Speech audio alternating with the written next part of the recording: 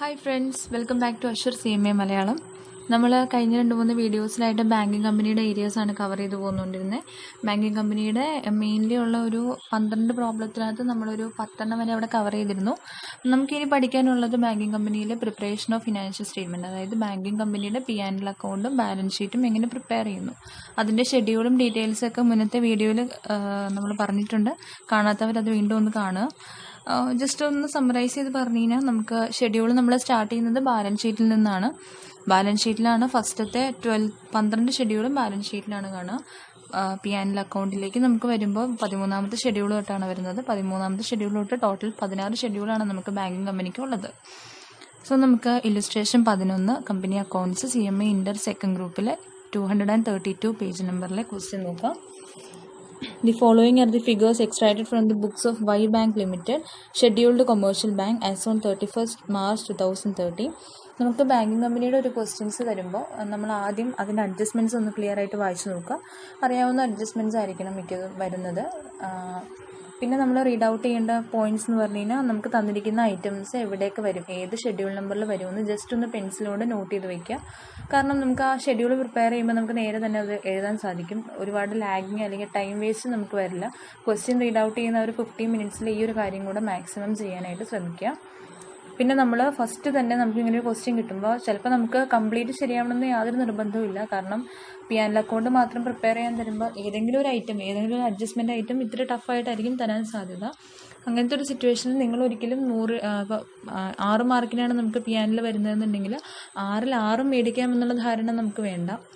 കാരണം ഒരിക്കലും full mark അവർ തരില്ല. സോ നമ്മൾ ചിന്തിക്കേണ്ടത് എങ്ങനെയാണെന്ന് പറഞ്ഞാൽ മാക്സിമം നല്ല രീതിയിൽ ഇത് പ്രസൻറ്റ് ചെയ്യുക എന്നുള്ളതാണ്. പിന്നെ അറിയാവുന്ന എല്ലാ ഐറ്റംസും ഈ ഷെഡ്യൂളിൽ ഇന്നതൊക്കെ വരുമെന്ന് അറിഞ്ഞു കഴിഞ്ഞിട്ടുണ്ടെങ്കിൽ അത് ക്ലിയർ ആയിട്ട് നമ്മൾ എഴുതാനായിട്ട് ശ്രദ്ധിക്കുക. ഓക്കെ, അപ്പോൾ ഷെഡ്യൂളിൽ വരുന്നത് ഇത്ര ക്ലിയർ ആണെന്ന് നമുക്കറിയാമെന്നുണ്ടെങ്കിൽ ആ എഴുതുന്നതിന് നമുക്ക് മാർക്കുണ്ട്. ഷെഡ്യൂളിലെ ഓരോ നമ്പർ ഇടുന്നതിന് നമുക്ക് മാർക്ക് കിട്ടും. അപ്പോൾ അതൊക്കെ അറിയാവുന്നതുകൊണ്ട് ആ ഷെഡ്യൂൾ നമ്പേഴ്സും കാര്യങ്ങളും എല്ലാം ക്ലിയർ ആയിട്ട് ചെയ്യാം. അപ്പം നമ്മളുടെ ക്വസ്റ്റ്യനിൽ ഇപ്പോൾ ഈ ഇല്ലുസ്ട്രേഷൻ 11 എടുക്കുകയാണെങ്കിൽ നമുക്ക് P&L അക്കൗണ്ട് മാത്രമാണ് പ്രിപ്പയർ ചെയ്യാൻ പറഞ്ഞിട്ടുള്ളൂ. അപ്പോൾ നമ്മൾ ആദ്യമേ P&L അക്കൗണ്ടിൻ്റെ സ്റ്റേറ്റ്മെൻറ്റ് വരച്ചിട്ട് ആ 13th ഷെഡ്യൂൾ തൊട്ടുള്ള ഷെഡ്യൂളും ആ ഐറ്റംസും എന്താണെന്ന് ആദ്യമേ എഴുതി വയ്ക്കുക. എന്നിട്ട് നമ്മൾ വർക്കിംഗ് നോട്ടായിട്ട് മാത്രമാണ് നമുക്ക് ആ ഷെഡ്യൂളിൻ്റെ ഇപ്പോൾ 13th ഷെഡ്യൂൾ ഇൻട്രസ്റ്റ് ഏൺഡ് എന്ന് പറഞ്ഞിട്ടിട്ട് നമ്മൾ ആ 13th ഷെഡ്യൂൾ സ്റ്റാർട്ട് ചെയ്യാൻ പാടുള്ളൂ. അപ്പോൾ ആ ഒരു കാര്യം വളരെയധികം ശ്രദ്ധിക്കുക, വളരെയധികം ഇമ്പോർട്ടൻസ് അതിനും കൊടുക്കുക. മറ്റൊന്നും കൊണ്ടല്ല, ഇതാണ് കാരണം നമ്മുടെ കാതലായ ഒരു കാര്യം എന്ന് പറഞ്ഞു കഴിഞ്ഞാൽ ഒരു പ്രോപ്പർ പ്രസൻറ്റേഷനാണ്. പ്രോപ്പർ പ്രസൻറ്റേഷനിൽ നമുക്ക് അത് നമ്മൾ ആ P&L അക്കൗണ്ടിൽ തന്നെ കുരുകുരുന്ന് എഴുതി വെച്ച് കഴിഞ്ഞാൽ നമുക്ക് അത് കാണുന്നതിനൊരു ഭംഗി ഉണ്ടാവില്ല. അപ്പോൾ നമ്മൾ എന്ത് ചെയ്യണമെന്ന് പറഞ്ഞു കഴിഞ്ഞാൽ നമ്മൾ ജസ്റ്റ് ആ ഷെഡ്യൂളുകളെല്ലാം വരച്ചിട്ടിട്ട് നമ്മൾ അതിനൊരു സ്പേസ് പ്രൊവൈഡ് ചെയ്തിട്ട് താഴെ വർക്കിംഗ് നോട്ട്സ് എന്നും പറഞ്ഞ് നമ്മൾ ഇൻട്രസ്റ്റ് ഉണ്ട് ഷെഡ്യൂൾ നമ്പർ 13 എന്നും പറഞ്ഞാൽ അതിൻ്റെ ഡീറ്റെയിൽസ് എഴുതുക. ഫൈനൽ എമൗണ്ട് എത്രയാണോ അത് നമ്മൾ P&L അക്കൗണ്ടിലേക്ക് എടുത്തെഴുതുക. ആ ഒരു ഫോർമാറ്റാണ് എപ്പോഴും ഫോളോ ചെയ്യുന്നത് നല്ലത്. പിന്നെ ഓരോ ഐറ്റംസൊക്കെ ഉള്ളെങ്കിൽ നമ്മൾ ഷെഡ്യൂൾ വർക്കിംഗ് നോട്ടൊന്നും കാണിക്കാൻ നിൽക്കേണ്ട, നേരെ തന്നെ അതങ്ങോട്ട് എഴുതാം. അല്ലാതെ 1-2 ഐറ്റംസ് വരുന്ന ഒരു സാഹചര്യത്തിൽ നമ്മൾ കൂടുതൽ ഇങ്ങനെ യൂസ് ചെയ്യുന്നതായിരിക്കും നല്ലത്. ഈ ഒരു ഫോർമാറ്റാണ് നല്ലത്. അല്ലെങ്കിൽ വൃത്തികേടായിരിക്കും, കാണുന്നതിനൊരു ഭംഗി ഉണ്ടാവില്ല. എവിടെ എടുത്തു എന്ന് നമുക്കും അവസാനം ഒരു ചെക്കിങ് വന്നു കഴിഞ്ഞാൽ നമുക്കൊരു ബുദ്ധിമുട്ടുണ്ടാവും. ഓക്കെ, അപ്പം നമുക്ക് ഇല്ലുസ്ട്രേഷൻ 11 നോക്കാം. ഇല്ലുസ്ട്രേഷൻ 11 പറയുന്നത് നമുക്ക് ബാലൻസ് ഷീറ്റ് വൈ ബാങ്ക് ലിമിറ്റഡിൻ്റെ ഒരു ഇൻഫർമേഷൻസ് തന്നിട്ടുണ്ട്. അപ്പോൾ ഇൻഫർമേഷൻസ് അവിടെ നിൽക്കട്ടെ, നമുക്ക് നേരെ അഡ്ജസ്റ്റ്മെൻറ്റ്സിലേക്ക് പോവാം. Provision for bad and doubtful necessary 2 lakh ആണ്. റിബേറ്റ് ഓൺ ബിൽ ഡിസ്കൗണ്ടഡ് നമുക്ക് തന്നിട്ടുണ്ട്. റിബേറ്റ് ഓൺ ബിൽ ഡിസ്കൗണ്ട് നമുക്കറിയാം, നമ്മൾ ഏൺ ചെയ്ത ഇൻട്രസ്റ്റിൽ നിന്ന് നമുക്ക് റിബേറ്റ് ലെസ് ചെയ്ത് കളഞ്ഞിട്ടുള്ള എമൗണ്ടാണ് നമ്മൾ ഫൈനൽ ഇൻട്രസ്റ്റ് ഏൺഡ് ആയിട്ട് എടുക്കുകയുള്ളൂ. പിന്നെ നമുക്ക് 3,50,000 ഇൻകം ടാക്സ് ആയിട്ട് കാണിക്കാൻ പറഞ്ഞിട്ടുണ്ട്. ഡയറക്ടേഴ്സ് 10% ഡിവിഡൻറ്റും ഡിക്ലെയർ ചെയ്യുന്നുണ്ട്.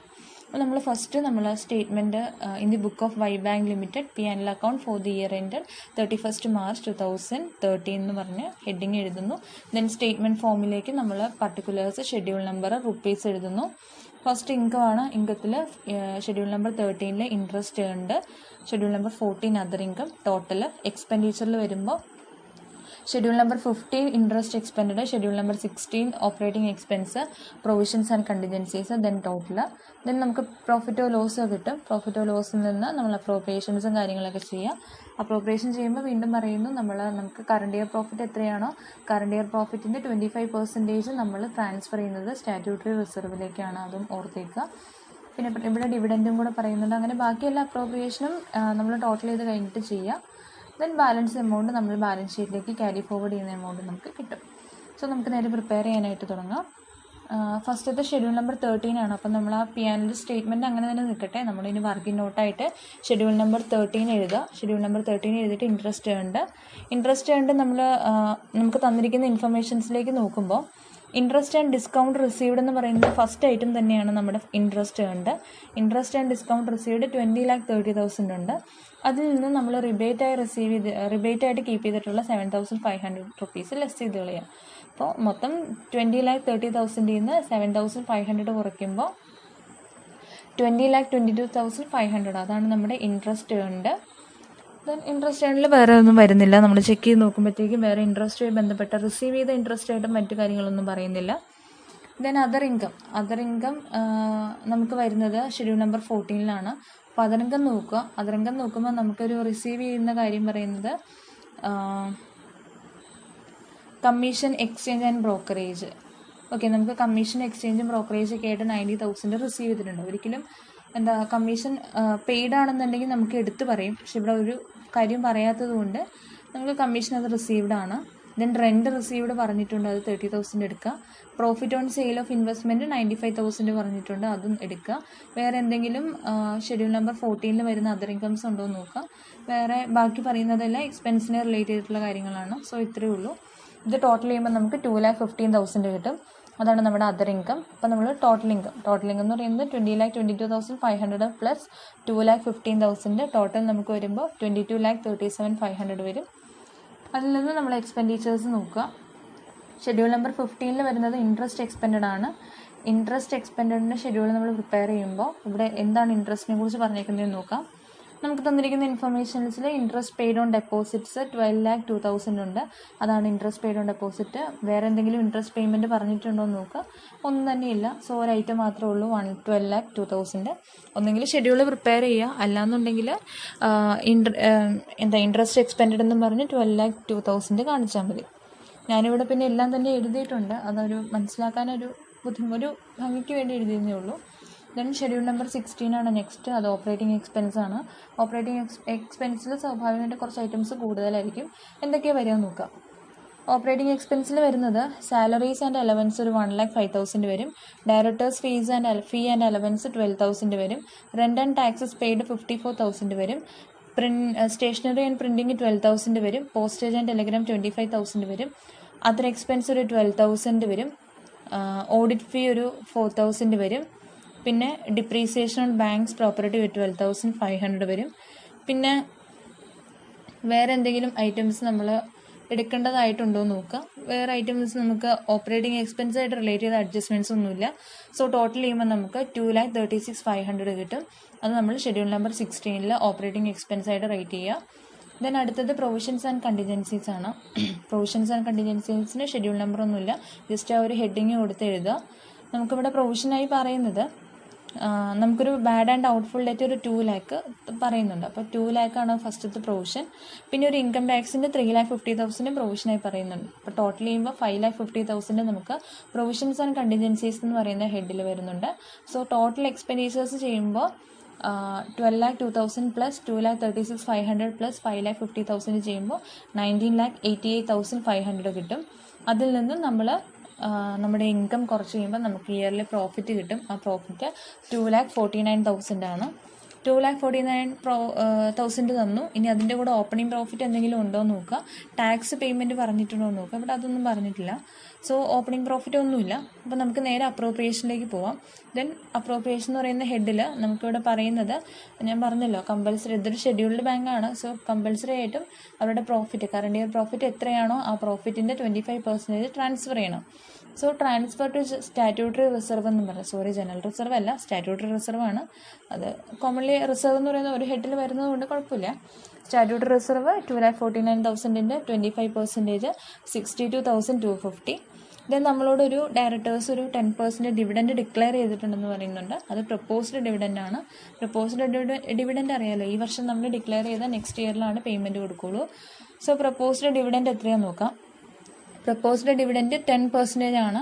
നമ്മുടെ total issued and subscribed capital 5 lakh ആണ്. 5 lakhൻ്റെ 10% 50,000 ആണ്. സോ അതും കൂടെ നമ്മുടെ പ്രോഫിറ്റിൽ നിന്ന് കുറയ്ക്കുക. ട്രാൻസ്ഫർ ടു സ്റ്റാറ്റ്യൂട്ടറി റിസർവും പ്രപ്പോസ്ഡ് ഡിവിഡൻറ്റ് എമൗണ്ടും കുറച്ച് കഴിഞ്ഞിട്ടുള്ള എമൗണ്ടായ 1,36,750 ആണ് നമ്മൾ ബാലൻസ് ഷീറ്റിലേക്ക് ട്രാൻസ്ഫർ ചെയ്യുന്നത്. ഓക്കെ, ഇതാണ് നമ്മുടെ ഇല്ലുസ്ട്രേഷൻ 11 ഡിസ്ക്രൈബ് ചെയ്യുന്നത്. കുഴപ്പമില്ല, മനസ്സിലായെന്ന് വിശ്വസിക്കുന്നു. ദെൻ ഇല്ലുസ്ട്രേഷൻ 12ലേക്ക് പോവാം. പേജ് നമ്പർ 234 ആണ്. ഇതിനകത്ത് പ്രിപ്പറേഷൻ ഓഫ് ബാലൻസ് ഷീറ്റ് ആണ്. ബാലൻസ് ഷീറ്റ് നമ്മൾ പ്രിപ്പയർ ചെയ്യുമ്പോൾ നമുക്ക് ഐറ്റംസ് ഇന്നടുത്ത് വരുന്നു എന്ന് പറഞ്ഞാൽ മാത്രമാണ് നമുക്ക് ബാലൻസ് ഷീറ്റ് കറക്റ്റ് ചെയ്യാൻ സാധിക്കുകയുള്ളൂ.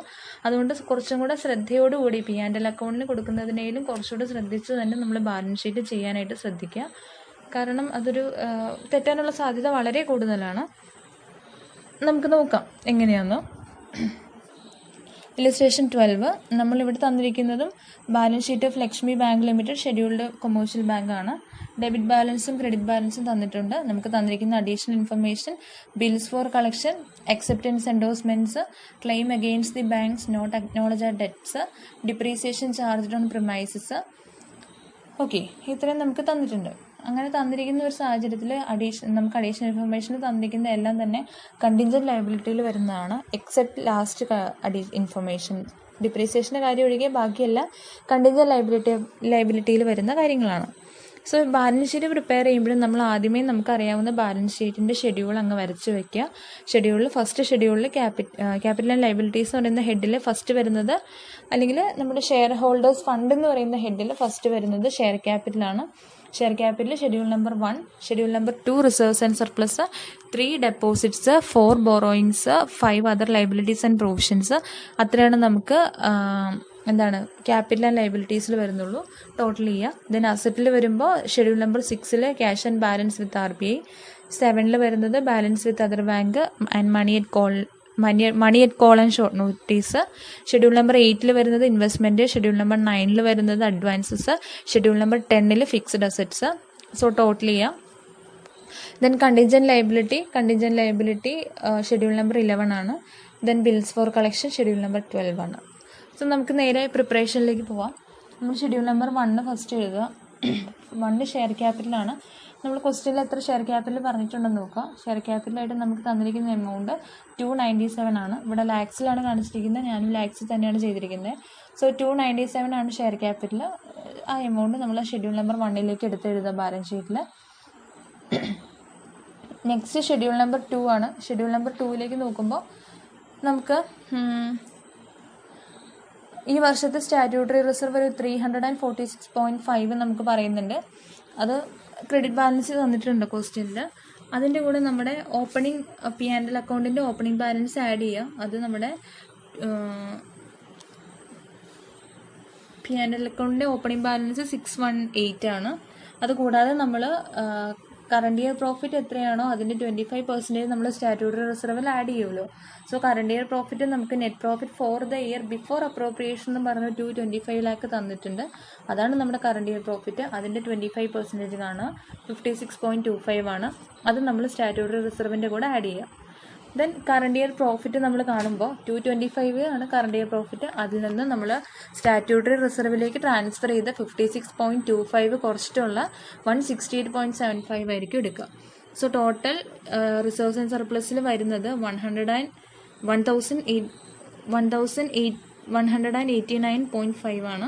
അതാണ് ഷെഡ്യൂൾ നമ്പർ 2 വരുന്നത്. വേറെ ഐറ്റംസും അല്ലെങ്കിൽ വേറെ റിസർവ്സും ഒന്നും നമ്മളോട് പറയുന്നില്ല.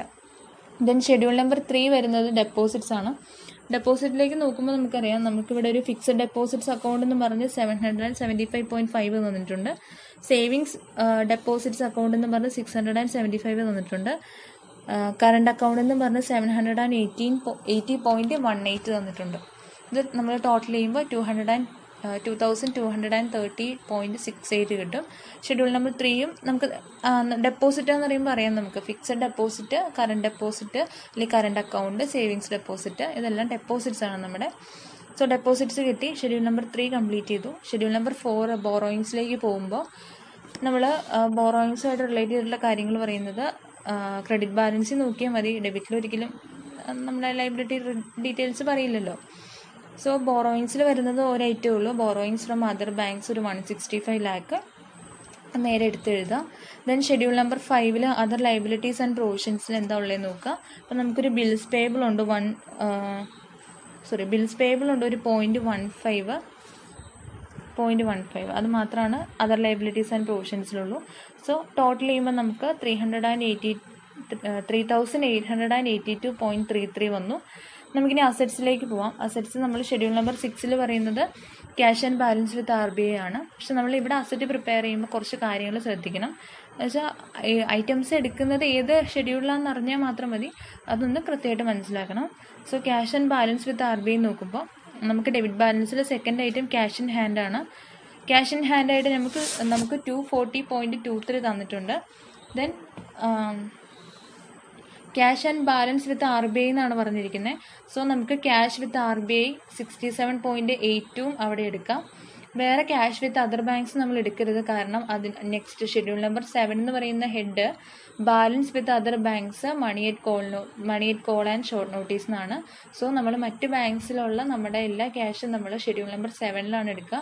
Schedule number 6 cash and balance with RBI മാത്രമേ എടുക്കുകയുള്ളൂ. സോ 2 ഐറ്റം മാത്രമേ ഉള്ളൂ. അതിൻ്റെ ടോട്ടൽ എമൗണ്ട് 308.05 ആണ്. ദെൻ ഷെഡ്യൂൾ നമ്പർ 7 പ്രിപ്പയർ ചെയ്യാം. Balance with other banks money at call and short notice. So നമുക്ക് ക്യാഷ് വിത്ത് അതർ ബാങ്ക്സ് ഒരു 132.81 ഉണ്ട്. അതുകൂടാതെ money at call and short notice 315.18 ഉണ്ട്. ഓക്കെ, അതുകൂടാതെ നമ്മൾ ശ്രദ്ധിക്കുന്നത് ഇവിടെ നമുക്ക് മറ്റ് ബാങ്കിലുള്ള നമ്മുടെ അക്കൗണ്ടാണ്. സോ നമുക്ക് ക്യാഷ് വിത്ത് അതർ ബാങ്ക്സ് നമുക്ക് നേരിട്ട് തന്നുകൊണ്ട് നമുക്ക് മനസ്സിലായി. അതുപോലെ തന്നെ ഒന്നാണ് കറണ്ട് അക്കൗണ്ട്. നമ്മൾ കറണ്ട് അക്കൗണ്ട് മറ്റൊരു ബാങ്കിലെ അക്കൗണ്ട് നമ്മൾ ഓപ്പൺ ചെയ്തതാണ്. കാരണം അസറ്റിലാണ്, അതായത് ഡെബിറ്റ് ബാലൻസ് ആണ് ആ കറണ്ട് അക്കൗണ്ടിന്. സോ ആ കറണ്ട് അക്കൗണ്ടിലെ 42 lakh നമ്മൾ ഇതിൻ്റെ കൂടെ ആഡ് ബാക്ക് ചെയ്യുക. ടോട്ടൽ 489.99 വരും. അതാണ് ഷെഡ്യൂൾ നമ്പർ 7 പറയുന്നത്. ദെൻ നമ്മൾ ഷെഡ്യൂൾ നമ്പർ 8 ഇൻവെസ്റ്റ്മെൻ്റ് ആണ്. ഇൻവെസ്റ്റ്മെൻറ്റ് പ്രിപ്പയർ ചെയ്യുമ്പോൾ ഇവിടെ നമ്മൾ ഡെബിറ്റിലേക്ക് സെർച്ച് ചെയ്ത് കഴിയുമ്പോഴത്തേക്കും നമുക്ക് ഗോൾഡ് ഉണ്ട്. ഗോൾഡ് ഒരു ഇൻവെസ്റ്റ്മെൻ്റ് ആണ്. അതുകൂടാതെ ഗവൺമെൻറ് സെക്യൂരിറ്റി, ഗോൾഡിൻ്റെ എമൗണ്ട് 82.84, ഗവൺമെൻറ് സെക്യൂരിറ്റിയുടെ ഷെഡ്യൂൾ 365.25, ടോട്ടൽ 448.09 ആണ് ഷെഡ്യൂൾ നമ്പർ 8 വരുന്നത്, ഇൻവെസ്റ്റ്മെൻറ്റ്സിൽ വരുന്നത്. ദെൻ ഷെഡ്യൂൾ നമ്പർ 9 നോക്കാം. 9 നോക്കുമ്പോൾ അഡ്വാൻസസ് ആണ്. അഡ്വാൻസസ് എന്ന് പറയുന്നത് ക്യാഷ് ക്രെഡിറ്റ്, നമ്മൾ കൊടുക്കുന്ന ക്യാഷ് ക്രെഡിറ്റ് നമുക്കൊരു അഡ്വാൻസ് ആണ്.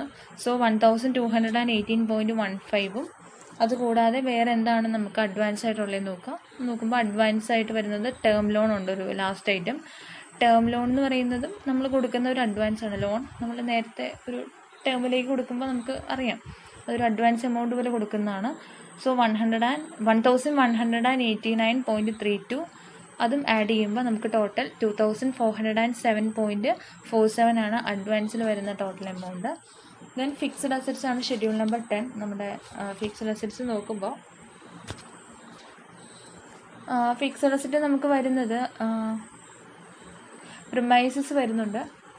പ്രിമൈസസിൻ്റെ വാല്യൂ 133.55 ആണ്. ഫർണിച്ചറിൻ്റെ വാല്യൂ 95.18 ആണ്. ടോട്ടൽ 228.73 ആണ്. നമുക്ക് തന്നിരിക്കുന്ന ഡിപ്രീസിയേഷൻ നമ്മൾ എടുക്കേണ്ട കാര്യമില്ല, കാരണം നമുക്കതൊരു ഡിപ്രീസിയേഷനും കൂടെ ഈ ഒരു ഡിപ്രീസിയേഷനും കൂടെ എടുത്തു കഴിഞ്ഞാൽ നമ്മുടെ എമൗണ്ട് തെറ്റിപ്പോവും. കാരണം ഈ ഒരു ഡിപ്രീസിയേഷൻ കൺസിഡർ ചെയ്യേണ്ട ആവശ്യമില്ല. അല്ലെങ്കിൽ നമ്മൾ ഓൾറെഡി എന്താ പറയുക, ഇതിൽ നിന്ന് കുറച്ച് എഴുതണം. പക്ഷെ എന്നാലും നമുക്ക് ഈ ഒരു ഉത്തരത്തിലേക്ക് എത്താൻ സാധിക്കില്ല. സോ അതുകൊണ്ട് എടുക്കണ്ട. Depreciation charged on premises and furniture എന്ന് പറഞ്ഞ് തന്നിരിക്കുന്ന കൺസിഡർ ചെയ്യേണ്ട. ഇത്രയും ചെയ്ത് കഴിയുമ്പോഴത്തേക്കും നമുക്ക് അസറ്റിൻ്റെ ടോട്ടൽ 3,882.5 കിട്ടും. ദെൻ നമുക്ക് ഷെഡ്യൂൾ നമ്പർ 11 വരുന്നത് ഒരു ഫുഡ് നോട്ട് പോലെയാണ്, ബട്ട് അക്കൗണ്ടിൻ്റെ ഉള്ളിൽ തന്നെയാണ്. കണ്ടിൻജൻറ്റ് ലയബിലിറ്റി ആണ്. കണ്ടിൻജൻറ്റ് ലയബിലിറ്റി ആണ് ഷെഡ്യൂൾ നമ്പർ 11 വരുന്നത്.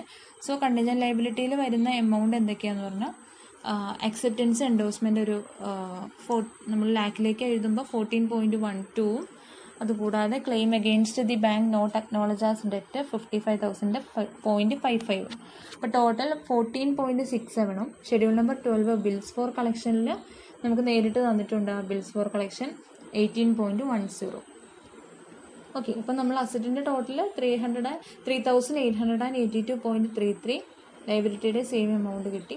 ദെൻ ഫുട് നോട്ടായിട്ട് ഈ 11ഉം ഷെഡ്യൂൾ നമ്പർ 11ഉം ഷെഡ്യൂൾ നമ്പർ 12ഉം എഴുതിയേക്കാം. ഇതാണ് നമുക്ക് നമ്മുടെ ബാങ്കിങ് കമ്പനിയുടെ മെയിൻലി വരുന്ന അക്കൗണ്ട്സിൽ പറയുന്നത്. ഇതും എളുപ്പമാണ്, ഇതും മനസ്സിലായെന്ന് വിശ്വസിക്കുന്നു. So thank you.